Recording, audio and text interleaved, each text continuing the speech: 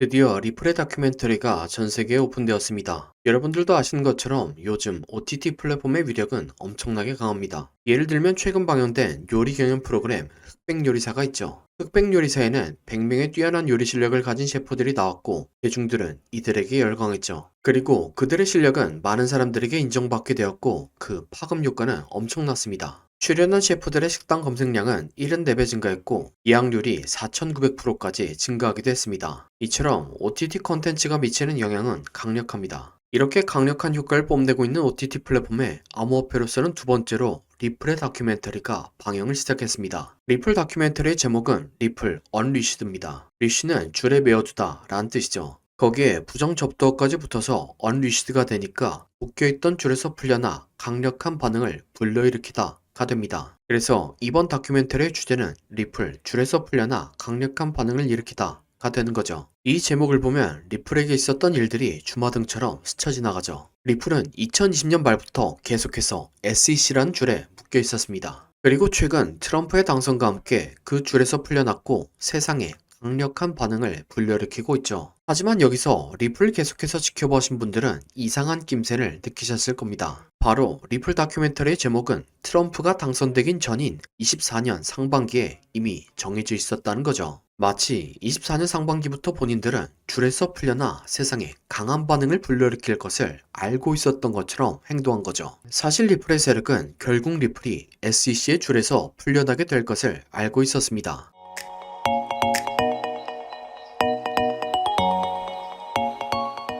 구독과 좋아요는 지속적인 영상 제작에 큰 힘이 됩니다. 영상을 시청하기 전에 구독과 좋아요 눌러주시면 감사하겠습니다. 제게 개인 문자를 바라보신 분들은 아시겠지만 리플의 세력은 오랜 기간에 걸쳐서 지금의 상승을 준비해왔습니다. 리플이 지난 8월부터 엄청난 호재들을 뿌린 것에서 힌트를 얻을 수 있죠. 리플코인의 가격 변동성 문제를 해결할 스테이블코인 출시, 리플코인의 거래를 보다 편리하게 만드는 이더리움 호환, 스마트 컨트랙트 통합, 안정성 문제를 보완해줄 리플 커스터디 업그레이드, 생태계의 혼란을 줄여줄 탈중앙화 업그레이드를 모두 한 달 사이에 진행했습니다. 다른 메이저 코인들도 1년에 한 개 할까 말까 수준의 업그레이드를 고작 한 달도 안 되는 시간 안에 4개를 진행한 것이죠. 이렇게 단기간 안에 대형 호재들을 대량으로 만들어낸 것에는 이유가 있습니다. 바로 금리 인하와 미국 대선의 타이밍을 노린 거죠. 뉴스를 계속해서 봐오신 분들은 아시겠지만 금리 인하에 관한 이야기는 24년도 상반기부터 나오기 시작했습니다. 하지만 경제 지표가 생각처럼 나오지 않아서 계속해서 미뤄왔죠. 그렇게 몇 개월이 지난 뒤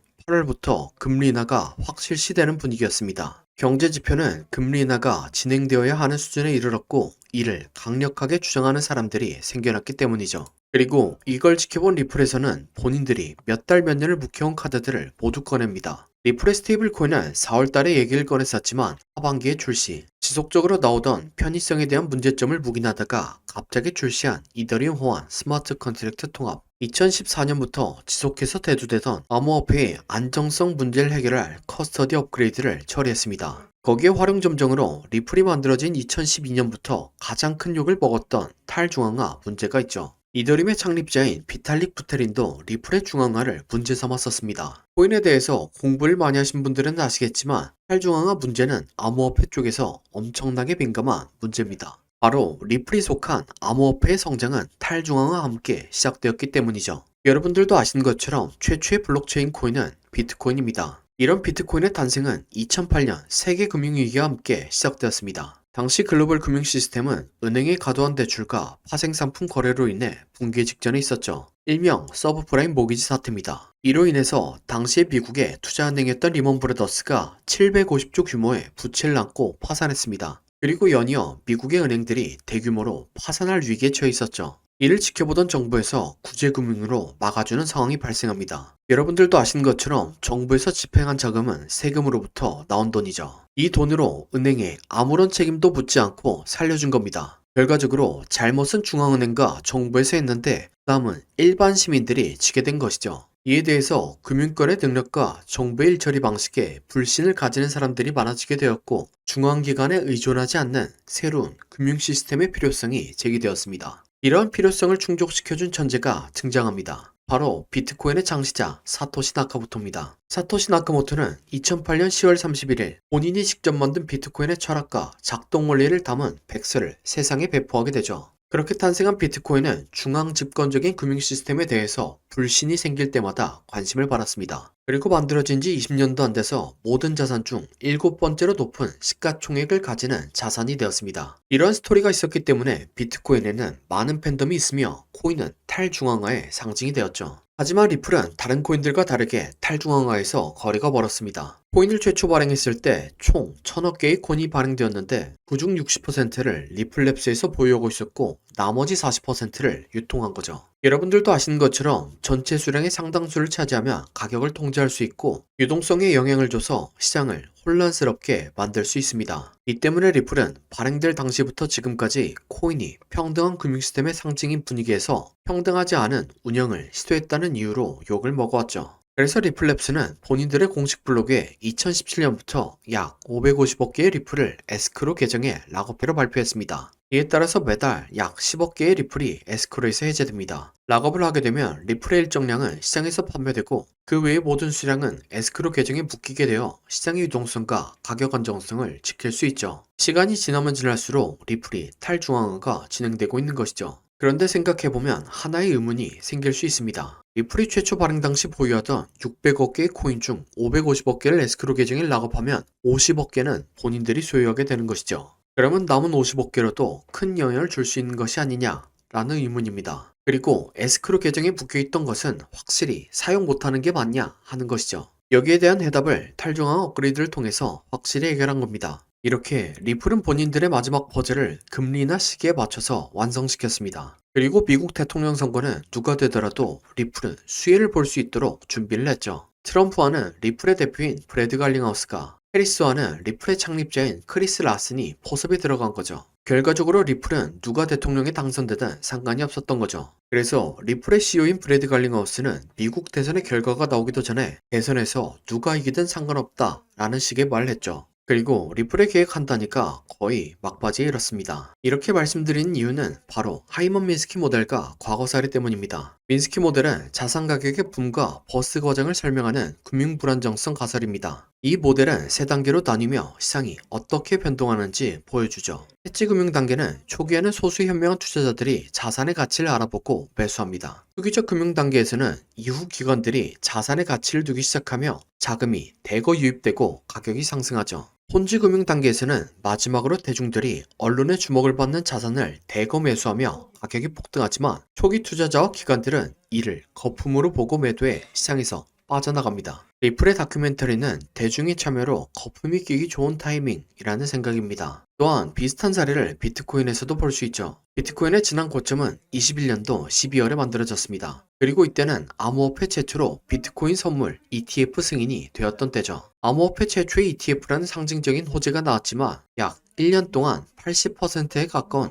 하락이 일어났습니다. 공포에 매수하고 환희에 매도해라 라는 말이 있습니다. 리플의 가격이 어느 정도 올라왔고 리플과 관련된 호재들이 하루가 멀다 하고 터지고 있습니다. 리플을 보유하고 계신 분들은 일정량을 들고 리플의 매수를 기다리고 계신 분들은 조정을 기다리는 게 좋지 않을까 생각합니다. 다음으로 리플의 차트 분석입니다. 리플은 2018년부터 고점은 점차 낮춰가고 저점은 점차 높여가는 삼각 수렴을 진행하고 있습니다. 전형적인 세력들이 매집을 하면서 나타난 패턴 중 하나죠. 이렇게 수렴과 매집이 다 끝나니까 추세를 상승으로 전환시키는 충격 파동이 나왔습니다. 이 패턴이 나오면 저점을 깨지 않고 고점을 추가적으로 갱신하죠. 충격 파동 이후에 이론대로 조정 파동을 그렸지만 저점을 깨지 않았고 강세장의 비율과 형태까지 만들어냈습니다. 또한 플랫 파동이 충격 파동보다 훨씬 오랜 기간 동안 진행되었으며 이파가 가장 자주 완성되는 618에서 조정이 마무리되고 이론대로 강한 상승 파동을 만들었습니다. 현재는 채널의 상단선을 맞고 조정을 주고 있지만 상승이 더 남았다는 관점입니다. 물론 상승이 더 남긴 했지만 충격 파동 한 단위의 거의 끝부분이죠. 그래서 충격 파동 이후에 찾아오는 거대한 조정을 기다리고 그 이후에 매수하는 게 가장 좋다는 생각입니다. 이러면 조정을 기다리느라 다른 사람들은 돈 벌 때 나 혼자 못 번다고 생각하시는 분들이 계시죠. 그래서 제가 패턴이 완성된 코인을 가져왔습니다. 네, 바로 이게 패턴이 완성된 코인의 차트입니다. 코인 차트 공부를 많이 하신 분들은 아시겠지만 과거에 대상승을 했던 코인들이 폭발 직전에 보여줬던 차트 패턴이죠. 이런 코인을 찾는 방법을 알려드리면 첫 번째로 세력이 장기간에 걸쳐서 배집하는 적, 흔히 말하는 박스권이 형성되고 기간은 길면 길수록 좋습니다. 세력이 시간과 돈을 써가면서 고점을 만들었는데 고점에서 차익 실현할 물량이 없다면 바보겠죠. 하지만 세력은 굉장히 똑똑합니다. 그리고 매집을 위해서 개미들의 물량을 뺏는 과정이 필요합니다. 보통 개미들의 물량을 뺏는 패턴으로 오랜 기간 동안 횡보를 하면서 개미들을 지치게 하는 시간 조정과 가격을 갑자기 빠르게 움직여 개미들에게 공포를 주면서 물량을 뺏는 가격 조정이 있죠. 마지막으로 개미들의 물량을 충분히 뺏었다 싶으면 상승의 신호탄을 추적해야 합니다. 보통 상승의 신호탄은 거래량을 동반한 장대양봉이죠. 예를 들면 2020년도에 엄청난 상승을 보여줬던 세타필 코인이 있습니다. 이렇게 1년 동안 횡보를 하면서 박스권을 만듭니다. 그리고 그 과정에서 가격 조정을 한 번씩 주죠. 물량이 다 모였다 싶으니까 거래량을 터뜨리면서 장대양봉을 만듭니다. 하지만 곧바로 가격을 떨구면서 개미들을 털죠. 그래도 이전 거래량을 죽이지 않고 이전 박스권에서 다시 한번 지지합니다. 네, 세타퓨엘은 12,000% 상승했습니다. 같은 방법으로 도지코인 역시 2년 동안 횡보를 하고 가격 조정을 주고 거래량 터뜨린 다음 상승, 개미 털기, 이전 박스권에서 지지. 도지코인은 54,000% 상승했습니다. 마찬가지로 칠리지 역시 2년 동안 횡보를 하고 가격 조정을 주고 거래량 터뜨린 다음 상승, 개미 털기, 박스권에서 지지. 칠리지는 57,000% 상승했습니다. 그럼 제가 발굴한 좋은 코인을 함께 살펴보시죠. 3년 동안 횡보를 하면서 박스권을 만듭니다. 그리고 그 과정에서 가격 조정을 한 번씩 주죠. 물량이 다 보였다 싶으니까 거래량을 터뜨리면서 장대 양봉을 만듭니다. 하지만 곧바로 가격을 떨구면서 개미들을 털죠. 그래도 이전 거래량을 죽이지 않고 이전 박스권에서 다시 한번 지지합니다. 네, 이전의 다른 코인들처럼 이 코인은 높게 상승할 겁니다. 1년 6개월 매집한 세타퓨엘이 12,000% 상승했고 2년간 매집한 도지코인과 칠리지는 5만% 이상 상승했습니다. 그러니 3년간 매집한 이 코인은 적어도 5만%, 많이 가면 10만%는 올라갈 거라고 생각하고 있습니다. 5만%면 100만원이 5억이 되고 10만%면 10억이 되는 금액입니다. 차트가 좋으니까 여러분들에게 올인하세요 라고는 말씀드리지 못합니다. 하지만 100만원이나 200만원만 넣어서 인생 역전의 기반을 만들어 볼 수 있다. 저는 말씀드리겠습니다. 코인 매매를 오래 하신 분들은 아시겠지만 이렇게 축제 분위기인 장에서는 관심받고 있는 코인이 아니라 시장에서 관심받지 못하는 종목이 더 큰 수익을 안겨다 줍니다. 그래서 저는 무리하지 않는 선에서 시장에서 관심받지 못하고 있는 이 코인을 매수하려고 합니다. 저와 함께 이 코인을 매수해 보실 분은 화면에 나오는 010-8236-2988번으로 30이라고 문자 주시기 바랍니다. 그러면 제가 여러분들이 구독자인 것을 알아보고 바로 코인 이름을 문자 드리겠습니다. 이렇게 말하면 이 코인이 무엇인지 영상에서 말하면 되는데 왜 영상에서 말 안 하고 문자를 보내라고 하냐 라고 하시는 분들이 계시죠. 이건 세력들의 눈을 피하기 위한 수단이라고 봐주시기 바랍니다. 유튜브의 기능이 너무나 발달해서 이렇게 스크립트 표시를 클릭하면 제가 영상에서 말한 내용이 그대로 글로 작성됩니다. 즉 외부에서 검색을 하면 이 동영상에 접근이 가능하다는 거죠. 그래서 세력들은 본인들이 매집한 코인을 다른 사람들은 어떻게 생각하는지 굉장히 쉽게 파악할 수 있습니다. 그러면 앞에서 차트 분석을 왜 했냐 라고 생각하실 수 있는데 제가 차트 분석한 코인은 저 말고도 수만 명의 사람들이 분석 영상을 찍어서 올립니다. 물리적으로 그걸 다 하나씩 관찰하기라 불가능하죠. 하지만 이 코인은 검색해보면 몇 명 되지 않습니다. 세력들의 입장에서도 지켜볼 만하다는 거죠. 그래서 10만 프로를 노리고 들어가는데 굳이 세력들에게 저희들의 전략을 노출시킬 필요가 없다는 생각입니다. 아무튼 이 코인이 무엇인지 궁금하신 분은 화면에 나오는 010-8236-2988번으로 30이라고 문자 주시기 바랍니다. 그럼 구독과 좋아요 부탁드리며 다음 영상으로 찾아뵙겠습니다.